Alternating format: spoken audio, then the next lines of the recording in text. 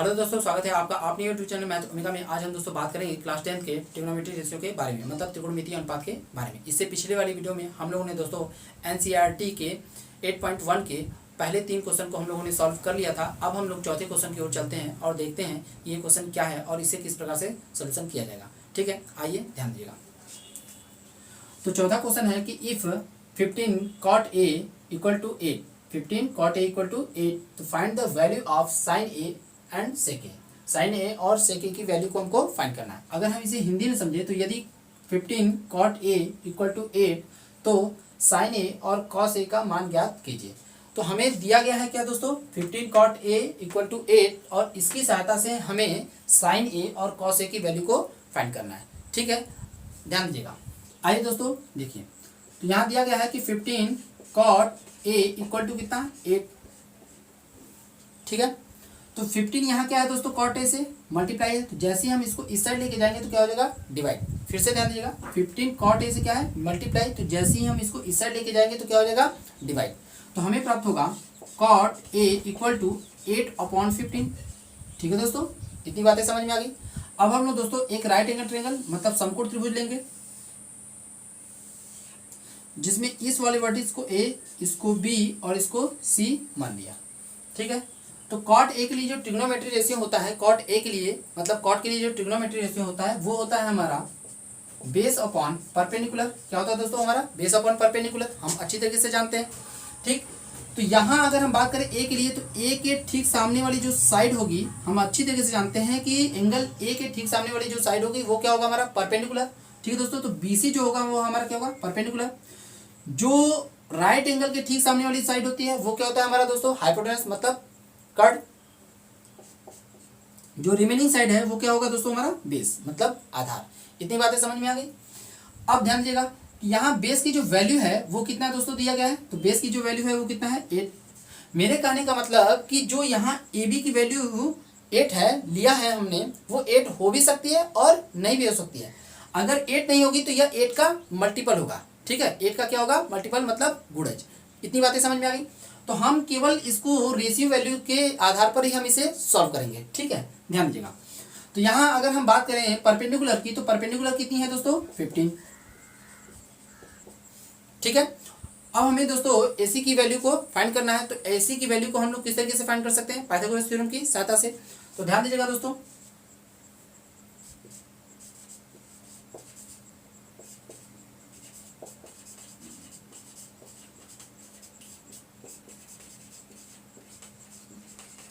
तो Pythagoras theorem यह कहता है दोस्तों कि किसी भी समकोण त्रिभुज में मतलब राइट एंगल ट्रायंगल में सबसे बड़ी साइड का स्क्वायर दो छोटी साइडों के स्क्वायर के सम के इक्वल होता है। ठीक है, मतलब AC का स्क्वायर इक्वल टू BC का स्क्वायर प्लस AB का स्क्वायर। ठीक है, इतनी बातें समझ में आ गई। अब AC की वैल्यू हमें फाइंड करनी है और BC कितना है दोस्तों, तो BC है हमारा 15, तो 15 स्क्वायर। और AB की बात करें तो AB कितना है, 8, तो 8 स्क्वायर। तो AC स्क्वायर इक्वल टू, तो 15 की स्क्वायर, तो 15 का स्क्वायर कितना होता है दोस्तों, 225 प्लस 8 का स्क्वायर कितना होता है, तो 8 का स्क्वायर होता है दोस्तों कितना, 64। ठीक है, अब ध्यान दीजिएगा थोड़ा सा, 15 के स्क्वायर को हम पिछले वाली वीडियो में भी हमने आपको बताया था किस तरीके से हम स्क्वायर निकालते हैं, और यहाँ भी हम लोग इसको देखते हैं 15 का स्क्वायर। तो हमने आपको बताया था दोस्तों कि सबसे पहले हम लोग यूनिट डिजिट का स्क्वायर करेंगे। ठीक है, तो यूनिट मतलब इकाई अंक का हम लोग स्क्वायर करेंगे। तो जैसे हम लोग 5 का स्क्वायर करेंगे तो कितना आ जाएगा, 25। ठीक है, फिर हम लोग किसका 1 का स्क्वायर कर देते हैं, तो 1 का स्क्वायर कितना होगा दोस्तों, 1। ठीक है, तो हम उसे कुछ इस तरीके से लिख लेंगे। इतनी बातें समझ में आ गई। अब हम लोग दोस्तों 5 का मल्टीप्लाई किसमें करेंगे, 1 में। 5 का मल्टीप्लाई किसमें, 1 में। तो 5 का मल्टीप्लाई 1 में करेंगे तो कितना प्राप्त हो जाएगा, कितना, 5। अब 5 का फिर से डबल कर दीजिए, तो 5 का डबल कर देंगे तो कितना, 10। अब हम लोग दोस्तों इस यूनिट डिजिट को छोड़कर मतलब इकाई के अंक को छोड़कर ये जो दोनों डिजिट है इसके नीचे हम लोग क्या लिखेंगे, 10। ठीक है, जैसा कि देखिए इस तरह से। ठीक है, अब हम लोग इसको ऐड कर देंगे तो यहाँ कितना होगा, 5, और यहाँ कितना होगा दोस्तों, 2, और यहाँ कितना हो जाएगा, 2। ठीक, इतनी बातें समझ में आ गई। तो इस प्रकार से 15 का स्क्वायर हम लोग प्राप्त कर लिए। हम इसी तरीके से और भी संख्याओं का स्क्वायर हम लोग निकाल सकते हैं। ठीक है, आइए ध्यान दीजिएगा यहाँ। तो AC स्क्वायर इक्वल टू, अब हम लोग दोस्तों 4 में 5 को ऐड करेंगे तो 4 में 5 को ऐड करेंगे तो कितना 9, 6 में 2 को ऐड करेंगे तो कितना 8 और 2, तो यहाँ कितना हो जाएगा 2। ठीक है, क्योंकि यहाँ पर कुछ भी नहीं है तो हम इसको 0 मान के, तो 0 में 2 को ऐड करेंगे तो कितना 2, तो मतलब 225 में अगर हम 64 को ऐड करेंगे तो कितना प्राप्त हो जाएगा 289। अब दोस्तों दोनों ही साइड का हम लोग क्या करेंगे स्क्वायर रूट लेंगे, तो दोनों ही साइड का जैसे ही स्क्वायर रूट लेंगे तो AC के स्क्वायर का स्क्वायर रूट कितना होगा AC, और 289 का स्क्वायर रूट कितना हो जाएगा दोस्तों, यदि हम इसे लिखें तो कुछ इस तरीके से लिख सकते हैं अंडर रूट 289। ठीक है, क्लियर। अब ध्यान दीजिएगा दोस्तों, तो AC को हम क्या इसको इस तरीके से लिख सकते हैं हम लोग, 289 को हम लोग इस तरीके से लिख सकते हैं 17 इंटू 17। ठीक है, मतलब 17 गुणे 17। तो इस प्रकार से दोस्तों यदि हम 17 इंटू 17 मतलब यहाँ पर 17 का एक पेयर बन रहा है, तो जैसे ही हम इसका स्क्वायर रूट लेंगे तो इस पेयर का केवल एक बाहर आ जाता है। ठीक है, तो इस प्रकार से हमें AC की जो वैल्यू मिलेगी वो कितना 17। इतनी बातें समझ में आ गई। तो हमें AC की वैल्यू जो मिली वो कितना 17। क्लियर। तो हमें साइन A और कॉस A की वैल्यू को फाइंड करना है। आइए ध्यान देगा, तो साइन A, तो साइन के लिए जो ट्रिग्नोमेट्री रेशियो होता है, जो त्रिकोणमितीय अनुपात होता है, वो हम अच्छी तरीके से जानते हैं परपेंडिकुलर अपॉन हाइपोटेनस। ठीक है, मतलब लंब बटे कर्ण। ठीक, अगर बात करें परपेंडिकुलर की, तो परपेंडिकुलर कितना है दोस्तों, एंगल A के लिए जो है वो कितना है BC, और हाइपोटेनस की बात करेंगे तो हाइपोटेनस कितना है दोस्तों, तो हाइपोटेनस है हमारा कितना AC। तो BC की वैल्यू कितनी है दोस्तों, तो BC की जो वैल्यू है वो कितना है 15, और AC की वैल्यू कितनी है दोस्तों, तो AC की वैल्यू है 17। ठीक है, तो इस प्रकार से साइन A की जो वैल्यू मिली वो कितना 15/17। ठीक, अब इसी प्रकार से हम लोग कॉस A की वैल्यू को फाइंड करते हैं। तो कॉस A के लिए ट्रिग्नोमेट्री रेशियो, मतलब कॉस के लिए जो ट्रिग्नोमेट्री रेशियो होता है, त्रिकोणमितीय अनुपात, वो होता है हमारा बेस अपॉन हाइपोटेनस। तो यहाँ बात करेंगे बेस की, तो एंगल A के लिए जो बेस है वो कितना है AB, और हाइपोटेनस कितना है दोस्तों AC। ठीक है, तो AB की बात करेंगे तो AB कितना है हमारा दोस्तों 8, और AC कितना है, तो AC हमारा 17। ठीक है, तो इस प्रकार से हमने साइन A और कॉस A की वैल्यू को प्राप्त कर ली। सॉरी दोस्तों, हमने हिंदी लिखते समय सेक A की जगह पर हमने कॉस A लिख दिया था, तो हमें वैल्यू निकालना है सेक A की, लेकिन हमने निकाल दिया है कॉस A की। ठीक है, तो हम लोग आइए सेक A की भी वैल्यू को फाइंड कर लेते हैं। ठीक है, तो यहाँ से हम अगर बात करेंगे सेक A के लिए, तो सेक A, तो ये कॉस का जस्ट अपोजिट होता है, मतलब उल्टा। ठीक है, तो ये हो जाएगा हमारा hypotenuse upon base, hypotenuse upon base. तो हाइपोटेनस कितना है दोस्तों AC, और बेस की बात करें तो बेस कितना है दोस्तों, बेस है हमारा AB। ठीक है, तो AC की वैल्यू कितनी दी गई, तो AC की वैल्यू है कितना 17, और बात करेंगे बेस AB की, तो AB कितना है दोस्तों, AB हमारा कितना 8। ठीक है, तो इस प्रकार से हमें सेक A की जो वैल्यू मिली वो कितना 17/8। तो माफ़ी चाहता हूँ हमने दोस्तों कि सेक A की जगह पर हमने कॉस लिख दिया था, उसके लिए हमें माफ़ करिएगा। आइए दोस्तों चलते हैं हम लोग पांचवें क्वेश्चन की ओर। तो पांचवा क्वेश्चन है हमारा कि if sec theta equal to 13/12 तो फाइंड अदर 5 ट्रिग्नोमेट्रिक रेशियो।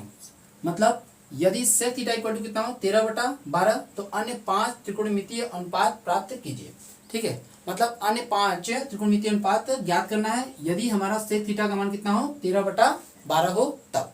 ठीक है, तो इसके लिए दोस्तों सबसे पहले हम लोग को एक राइट एंगल ट्रायंगल, मतलब एक समकोण त्रिभुज बनाना होगा।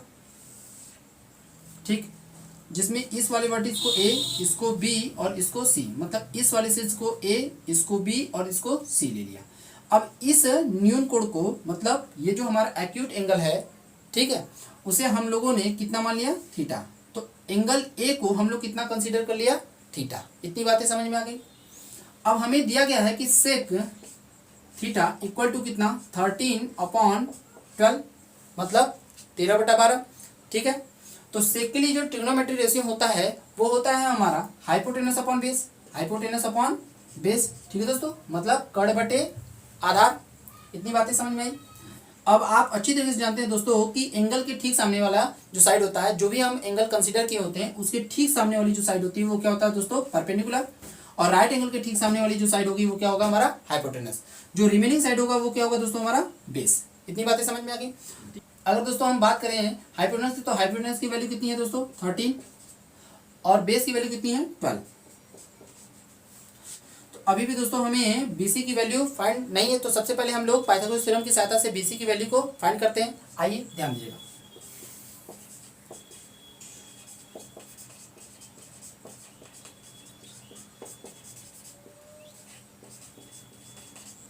तो पाइथागोरस थ्योरम यह कहता है कि किसी भी राइट एंगल ट्रायंगल में, किसी भी समकोण त्रिभुज में सबसे बड़ी भुजा का जो वर्ग होता है वो दो छोटी भुजाओं के वर्गों के योग के बराबर होता है। मतलब सबसे बड़ी वाली साइड का जो स्क्वायर होता है वो दो छोटी ही साइडों के स्क्वायर के सम के इक्वल होता है। ठीक है, तो यहाँ सबसे बड़ी साइड क्या है दोस्तों? AC। तो AC square equal to BC square plus AB square.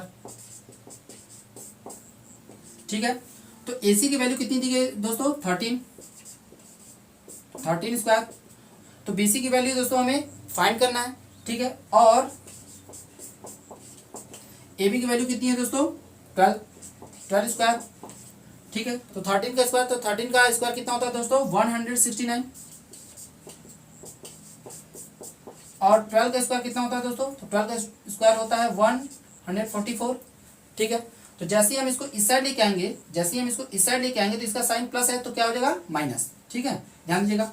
169 minus 144 equal to BC square. अब हम लोग दोस्तों 169 में से 144 को घटाएंगे, तो जैसे ही हम लोग 169 में से 144 को घटाएंगे तो कितना प्राप्त हो जाएगा दोस्तों? 25, मतलब 25 इक्वल टू BC स्क्वायर। ठीक है, अब हम इसे कुछ इस तरीके से भी लिख सकते हैं, तो BC स्क्वायर इक्वल टू 25, मतलब मैंने इसको इस साइड कर दिया और इसको इस साइड कर दिया, इससे इसकी वैल्यू पर कोई भी इफेक्ट नहीं आता है। ठीक है, तो दोनों ही साइड का हम स्क्वायर रूट लेंगे, तो जैसे ही दोनों साइड का स्क्वायर रूट लेंगे तो हमें प्राप्त हो जाएगा BC के स्क्वायर का स्क्वायर रूट कितना हो जाएगा दोस्तों? BC, और 25 का स्क्वायर रूट कितना हो जाएगा दोस्तों? Under root 25। तो इसे दोस्तों हम कुछ इस तरीके से भी लिख सकते हैं, BC equal to under root 25 को हम लोग लिख सकते हैं 5 × 5। समझ में आई बात है? तो यहाँ पर दोस्तों 5 का एक पेयर बन रहा है, तो स्क्वायर रूट के केस में पेयर से एक बाहर ले लेते हैं। ठीक, तो BC इक्वल टू कितना होता है? 5। ठीक है, तो यहाँ से हमें BC की वैल्यू कितना मिल गया दोस्तों? 5, मतलब परपेंडिकुलर की वैल्यू कितनी आ गई? 5। इतनी बातें समझ में आ गई। अब हम इसकी सहायता से सभी पांचों त्रिकोणमितीय अनुपातों का वैल्यू को फाइंड करते हैं, मतलब अन्य जितना भी ट्रिग्नोमेट्री रेशियो बचा है उसकी वैल्यू को हम लोग फाइंड करेंगे। आइए ध्यान दीजिएगा। तो साइन की वैल्यू को पहले हम लोग चलते हैं, तो साइन थीटा, तो साइन के लिए हम अच्छी तरीके जानते हैं होता है परपेंडिकुलर अपॉन हाइपोटेनस। ठीक है दोस्तों, तो यहाँ परपेंडिकुलर कितना है? 5, और हाइपोटेनस कितना है दोस्तों? 13। ठीक है, अब बात करते हैं हम लोग कॉस के लिए, तो कॉस थीटा, तो कॉस के लिए जो हमारा ट्रिग्नोमेट्री रेशियो होता है वो होता है हमारा बेस अपॉन हाइपोटेनस। तो बेस कितना है दोस्तों? 12, और हाइपोटेनस कितना है दोस्तों? 13। ठीक है, तो साइन कॉस। अब हम लोग टैन के लिए देखते हैं, तो टैन थीटा, तो टैन की बात करेंगे तो टैन के लिए जो ट्रिग्नोमेट्री रेशियो होता है वो होता है हमारा परपेंडिकुलर अपॉन बेस।